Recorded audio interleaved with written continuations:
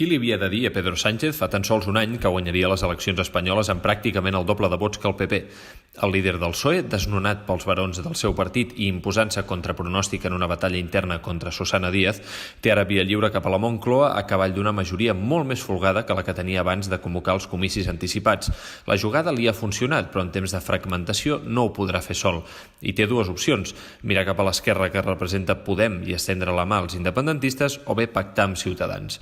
Aquesta segona via, com es va veure ahir a última hora a la seu del carrer Ferraz, no compta amb simpaties dins de l'electorat socialista. Albert Rivera s'ha destapat en aquesta campanya com un representant de la dreta més dura, competint amb el PP i amb Vox, i no gaudeix d'una bona relació amb Sánchez. Queden lluny els temps del Pacto del Abrazo i d'aquella versió de Ciutadans pretesament reformista i liberal. Ara han quedat a només 200.000 vots del PP i Rivera se sentirà legitimat per erigir-se com a líder del futur de la dreta espanyola, un cop Pablo Casado ha quedat socarrimat com a president del PP. Una nova patacada a les municipals i autonòmiques del mes de maig serà la definitiva. Sánchez, per tant, ha liquidat el principal enemic, que és el PP, i està en posició de força per triar socis. El dilema, però, no és gens senzill. Què fer?